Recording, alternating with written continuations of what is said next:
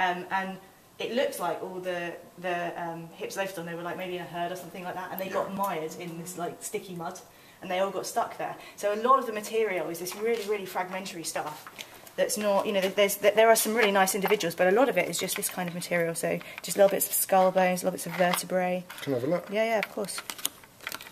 So we don't get. So that's a little tooth row there. Tooth row of Hypsilophodon. Yeah, maybe that's probably a maxilla, so the upper jaw. These are all little bits of skull. And so we don't often get like really, really nice whole individuals. But there are a few. I'll show you some in the other cupboard as well. I'll see if I can find some of these feet, because these feet are beautiful. But you just kind of dig it out. What are these wrapped up in the boxes up there? Are they... Actually, unexcitingly, they're empty boxes. Oh, yeah. For future. For ones that come, basically. Exactly. These Hypsilophodon. All of this is Hypsilophodon, everything in here. And as I say, it's only known, Hypsilophodon's only known from this one place in the Isle of Wight. Yeah. So, but we've got many, kind of hundreds of individuals. In the UK, they were found in Isle of Wight, Sussex, or Oxfordshire. You mean dinosaurs in general? Yeah. Yeah, Oxfordshire, Dorset. Dorset, Scelidosaurus. Do you want to see Scelidosaurus? I'll show yes, you sure. We'll come back to that one in a sec. Got loads to see. When were these ones found then? A lot of these are quite historical, so a lot of the collections here actually are found in the 19th century, like the late part of the 19th century. So this one is, let's have a look, so we've got a collection. So this one was actually figured in a paper in 1882. So it's been in the collections here for a really long time.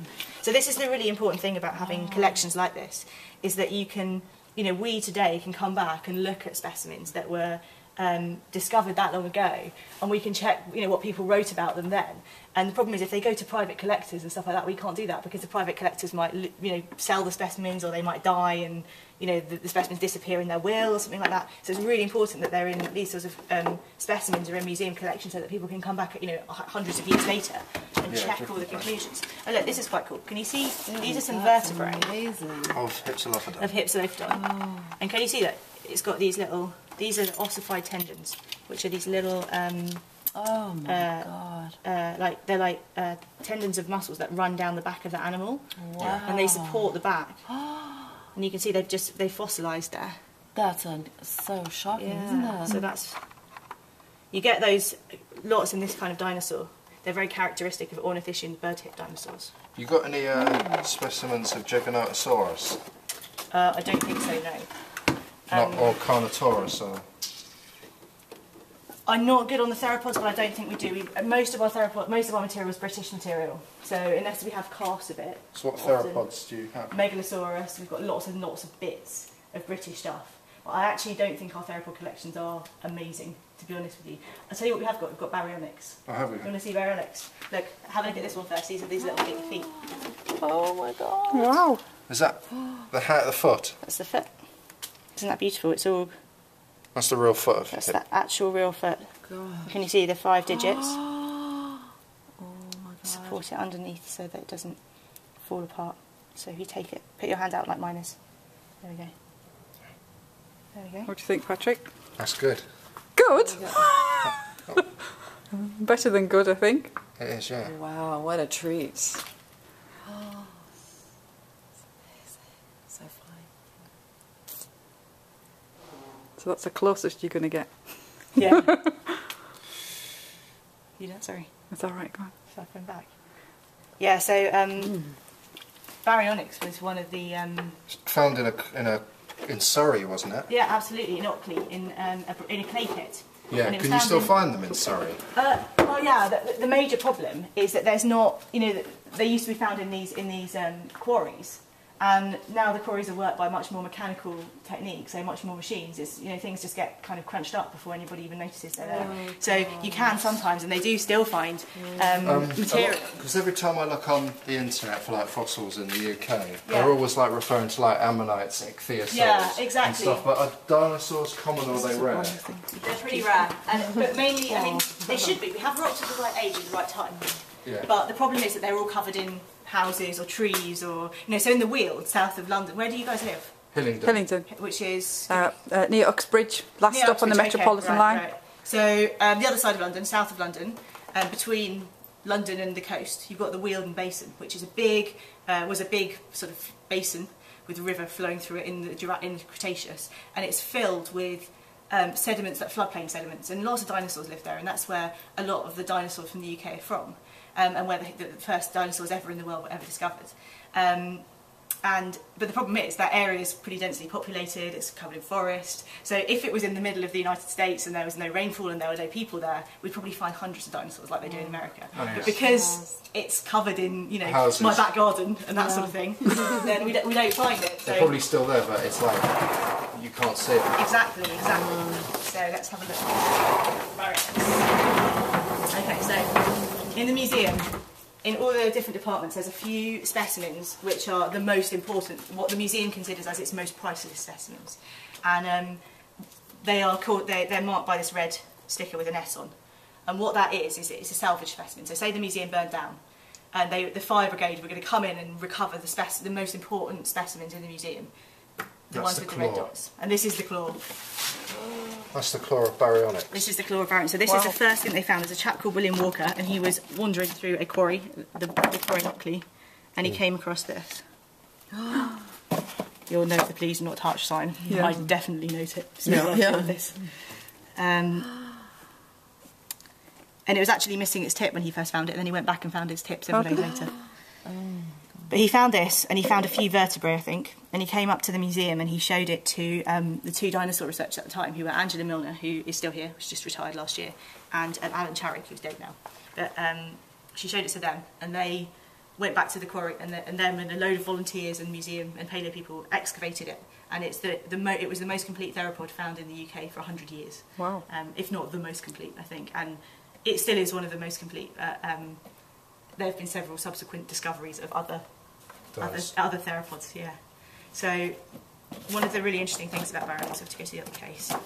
Ate fish Baryonyx. Yeah, that's right. You can have a look at its jaw. So you can see in here. You're videoing. Now you can watch it again then. There's Megalosaurus. Oh yeah, well, everything. A lot of theropods in the UK, whenever they found theropod material, historically everyone just went, oh, it's Megalosaurus. So it's a whole load of different animals, probably. Allosaurus, or... Could be megalosaury type things, but they're just basically isolated teeth, a lot of them, and they could be almost anything. But you can see there's quite a lot of detail on them. It's megalosaur tooth. Can you see the serrations along the edge? Yeah. So it could be Megalosaurus, but it could be almost any theropod, just because isolated teeth like this, we can't tell what species they're from. So yeah, there's loads of, you can see this is the kind of material that is more commonly found in the UK in terms of theropods, rather than... What about those, are they thigh bones of Megalosaurus? Those are, one of them's a cast. It's a tibia, looks like. Is it heavy? Should we have a look? Pop it in. But your insurance policy is high. I would like to think what the limit is. Oh, careful, watch yourself. There we go. Is it safe on there? Yeah, it's fine.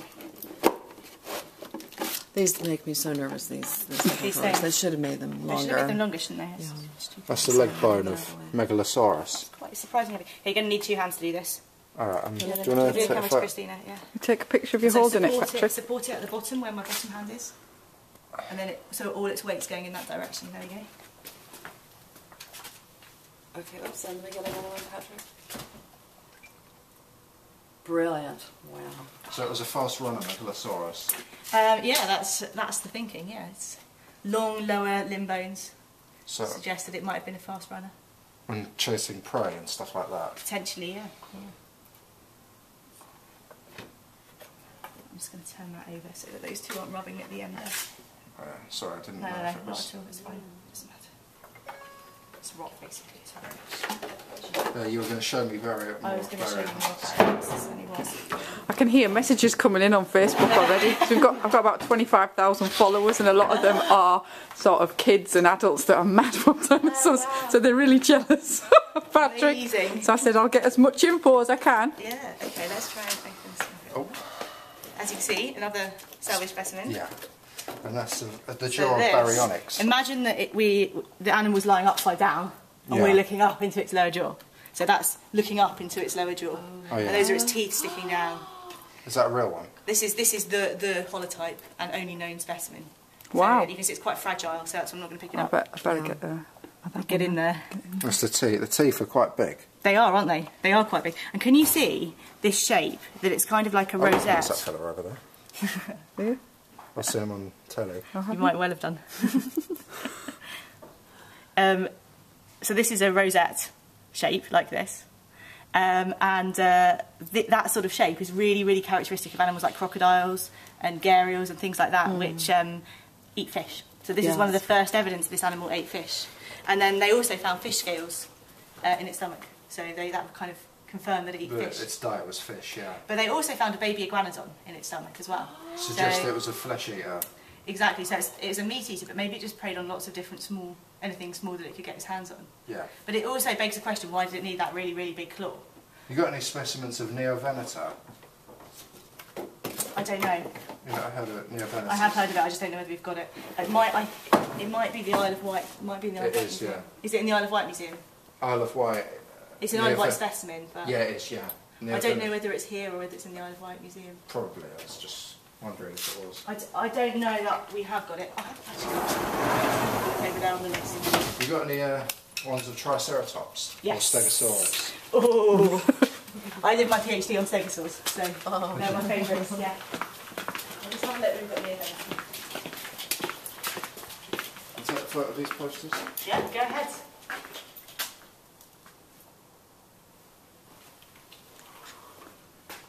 What do you think so far, Patrick? Brilliant.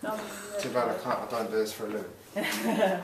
Well, I did say to you that's something that you might be able to do. I used to have one of these posters up in my room when I was a kid. They're nice, aren't they? Yeah. I really like these new ones with all the feathers and everything as well. They're really nice. Yeah. The feathered dinos. They made dinosaurs look much more interesting than they did when I was a kid. Yeah, with just the scales and everything. Yeah, like green. So they might be warm-blooded. Yeah, well, birds are. Yeah. And obviously birds evolved from dinosaurs. So somewhere along the lineage to dinosaurs, warm-bloodedness evolved. But it's difficult to know exactly where, because it's not really quite as simple as either being cold-blooded or being warm-blooded. There's like a whole range of kind of intermediate states. And if you're really big, then sometimes you just don't lose your body heat that easily. Right, so a lot of big dinosaurs might just have been really big. Yeah, definitely. Yeah. So what do you need to do to become a paleontologist, and what's the... Well, I did a degree in geology first, but other people do, quite a lot of people do zoology or biology, so you can do either, really. Okay. And then... and could you do that as part-time if you wanted to? Yeah, you can do part-time degrees in Okay. the UK, so yeah. All right. And then I did a PhD in vertebrate paleontology. Okay. So, yeah, you have to do that. And there's not very many jobs in it, has to be said. It's not the easiest thing to get into. It's very difficult. Yeah, and even now... Because there's loads of people in that. There's more people than there are jobs, and you can imagine that not many people pay you to look at dinosaurs all day. Yeah. So, because there's no economic benefit to it, really. So, you know...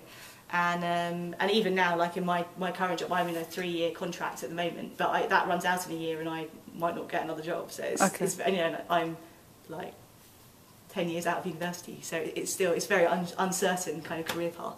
Okay. So yeah, All it's right. difficult. So work experience then, is that like 2-3 weeks, or is it longer than that if somebody wanted to do work experience? In the museum, to be honest, I don't know. Okay. You'd have to talk to either my boss or the museum, where everything has to go through one person. All Right. the work is coordinated centrally by a woman called Ali Thomas. Yeah, she was the lady that we applied into, something like 2 years, I think. You've got Is to that right? apply before. Is that right? Yeah, I just thought... And I don't think they do work experience in paleontology. Don't they? Yeah, I think Yeah, I don't know. Okay. Because I'm not a full-time All or right. a permanent member Okay. of staff. It wouldn't be working with me, it'd be working with my boss. Okay. So I'm not quite sure the ins and outs of Right. exactly how it works. Okay. Which ones are these from? I'll have to find out. These are big. This is actually. Have you heard of Xenoposeidon? And these are from the Isle of Wight? These are Wealden. So Isle of Wight. Yeah, they are. So have you heard of Xenoposeidon, which is this big? It's a vertebrate. And he got loads of press coverage because the guy who named it. He saw it in the museum here and he decided it was something else, and there was lots and lots of it was in all the newspapers and everything, but it's one of these. I think it's this one here. So it's just the one vertebra. But these are pretty interesting. They're really heavy. I bet They look heavy. Oh my god. Are you sure you're getting that down? Yeah, actually, they're I'm not. just taking a photo of them. That's what you reckon. Very good, Patrick. These are real. Yeah, they're real.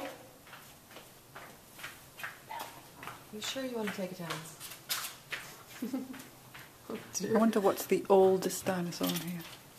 The oldest so specimen. I told you it wasn't easy to get a thing in this. Yeah, well, what did I say to you? Never give in. There's always a way to find something. I told you it's not going to work. Yeah, but you can look into it. Even if just you got some work experience, it's like a personal experience, Patrick. How's that there? It's a little ladder. Just it's on a bit short. Oh well. I know. So these are. Actually, let's get this one. This is I NHM. don't want to get a picture of her bottom. Yeah, please don't. It's heavy. I was miles away then. So can you see? Let's have a look. Come down. Is that the thigh or the backbone? This is the backbone. So this is a vertebra. Oh my god. Can you see all these different holes? And these are like air spaces. So the thinking is that, like in quite a lot of birds, they had a system of air sacs that actually went into all these vertebrae, and it actually makes it a lot lighter than you'd think, given its size. Yeah. Could Patrick hold it, or is I that? was going to say. Okay, what you need to do is you need to get your hand under here where my hand is. Do you want to That's it. do two things at It's once? heavy. Sort of cradle it there. Oh, hang on a minute, Patrick. There we go. This is real. It looks like a replica, but it's real, isn't it? It is real, and it's a very important specimen as well. It's quite shiny. Yeah, I think it's been coated in something to protect it. So does it look as heavy as it Does it feel as looks? heavy as it It's looks? quite heavy, yeah. It is. Remember, it's rock as well, though. But because you have this space, or these spaces, Yeah. if it was just a big lump of rock, it would be more. Okay. You all right, Patrick? Yeah. Oh, it's quite heavy, actually. It looks it. One problem with working on big dinosaurs is that you have to lift them up all the time. Yeah. I like to work on small dinosaurs, but I don't. I work on big ones. Have you ever dropped anything? I've never dropped it, but I have broken things. Oh, have you? Oh, Yeah. God, I bet your heart breaks. It does, it Well, does. if that's heavy, they must have been really heavy in real life. Well, remember that this has been fossilised, though. So it's not bone as it was when it was in the animal anymore. Yeah. It's been replaced by minerals. Rock and stuff like that. Exactly. It's just, There's some really, really big limb bones in here. that's Open the cupboard. Paleontologist from Sussex. The Birkbeck University do a very good geology Do they? course, yeah, and you can do There you that go, part-time in that's the breakfast. evening. Okay, because my husband did study at Birkbeck, but obviously not geology. But, Yeah, yeah, no, it's very, very... I'm doing Earth History and Is that heavy as Paleontology well? certificate with them at the moment. and Oh, okay. it's very good. Could you send me the link to it? And maybe And this is the link. Paleontologist yeah, sure. from Yeah. that one was found in Sussex. I believe that's just that's the only bone of this animal. Let's open this cupboard. I think this is the only bone. It's a humerus, so it's the upper arm bone. And this is just the only thing they found was this bone. Oh, From which one is that one? This is called Paleosaurus. Sauropod, isn't it? It's a sauropod, that's right, yeah. And this one was found in this country. Yeah. Almost everything in the collections was found in the UK. There's is some that right? Oh. there's some You got sort of any, swapping that's gone on. Yes, yeah. I was going to say theropods. I keep saying that. You ain't got any raptors or anything like that. We've got the only things we've got are I'm just having a look at this. Like Velociraptor or No, again because they're all not from the not from the UK, yeah. Carnosauria. You've got Allosaurus. Yeah, but it's probably teeth. 7D. It's probably just teeth. Have a look. So they're not from here. They're from North America. Yeah, the thing is that listing is not brilliant either because it's not very up to date. So sometimes what people used to call they might have called it Allosaurus in the past, but not anymore. But it's just not. So very how up to often date. do you get specimens coming in all the time? Hardly ever. Hardly ever. Yeah. So so these are casts. How So come these are hardly ever? copies. Because people don't find specimens that very often, and often when they do find them, they don't donate them to museums. So the museum's acquisition budget for the entire museum in a year is £35,000. And for example, Sue, the big T-Rex, sold for $2 million, $3 million In Chicago. in Chicago. And so the museum can't afford to buy big specimens of dinosaurs. Oh, is that why you hardly ever get some? Yeah. And so unless people give them to us, then we don't get them really. So that's why most of these specimens are really, really old. So which is the oldest specimen you've got here? Like In terms of geological age or in terms of the first specimens? both. In the dinosaur collections, real claws of Allosaurus. they're casts, so they're copies, exact copies. Can I hold on? Yeah, just be careful that they're not going to, they're in a metal frame, but just Yeah. hold them with both hands. That's it. It's massive, the claws. So you were saying? Yeah. Thinking. Thinking time. We have some lower Jurassic dinosaurs and some, from the very earliest Jurassic, so about 200 million years ago, Wow. 190 million years ago. And some of those, there's some from South Africa, and there's some from the UK, so Scelidosaurus is really, I think that's about 190, 170, something like that. They're pretty old for dinosaurs. You've got Scelidosaurus. Yeah, do you want to see it? Sure. Getting on it. All your dreams come true. I know. I think we'll be talking about this topic for a long time. Thank you for arranging this. Oh, no, it's good. We've made his dream come true. Big time. Well, we have all the researchers who come in to look at all the specimens to compare them to other specimens, or because they're working on specimens here. It's just because they've been in the collections for a long time doesn't mean that they don't have new information to provide. Yeah, I see what you mean. This is Scelidosaurus. So this is Scelidosaurus. Now, I should just say that this specimen is incredibly fragile, so we shouldn't touch it at all. Right, okay. But what we can do is we can have a look at this stuff down here. So when they found this specimen, they found it in, I guess it was the 1850s, something like that, and it was brought to Richard Owen, who founded the Natural History Museum, to study. And when they found it, it was in all these different blocks. And you can see what they did was they actually made copies of the blocks. So these are casts, so these aren't the real thing, but this was how the animal was. So you can see that's the skull. Do you want me to take this? That's found in Dorset a decade ago, wasn't it? No, this was found in the 1850s, this specimen, I think. 1860s. Because I read that a decade ago they found Scelidosaurus in Dorset. They're all from, every single specimen of Scelidosaurus is from Charmouth in Dorset. Yeah. But they are more than one specimen known. So they probably have found more recently ones. Well, they certainly have found more recent ones as well. So there's one in Cambridge, there's one couple in Bristol, and there's several in the hands of private collectors. Isn't there a Bristol dinosaur that people call Bristol? Yeah, the Phaeodontosaurus, that's right. Yeah. So it's a prosauropod, so an early long similar to Plateosaurus? Yes, exactly. Yeah. And that's one of the oldest dinosaurs. I don't know whether we have any of that here. We might have a little bit. Phaeodontosaurus? Yeah, it's a Triassic. So these were the kind of blocks. Was that from the armoury on its back? Now this is its scapula, so it's shoulder blade, and it's coracoid, so the front part of it's sort of like your collarbones. Yeah. And then these are some vertebrae, so it's backbone, and then these are little plates. And what we've got, it's difficult to get the whole thing out, but you can see if we go open this side.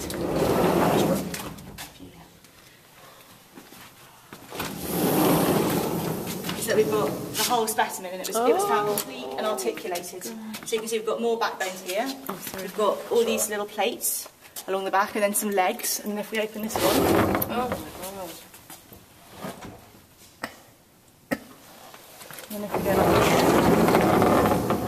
we've got the feet as well. So the feet were all preserved, and the tail with all the plates in place. And that's really important because with a lot of these armoured dinosaurs, we don't know where the plates went on their bodies at all. So to have them actually, this record of where they were before it was prepared, before the bones were taken out of the rock, is really, really, really important. So what they did was they actually, in the 60s I think, they put it in acid to dissolve the rock around the bones. And it was a bit of an experimental technique I think at the time, or at least they didn't get it exactly right. And it meant that the bones have been dissolved a bit as well, so they're really, really, really fragile, which is why we can't touch them. But it's really nice specimen. So we have some leg bones here. You've got any specimens of Ceteosaurus? Yes, we do.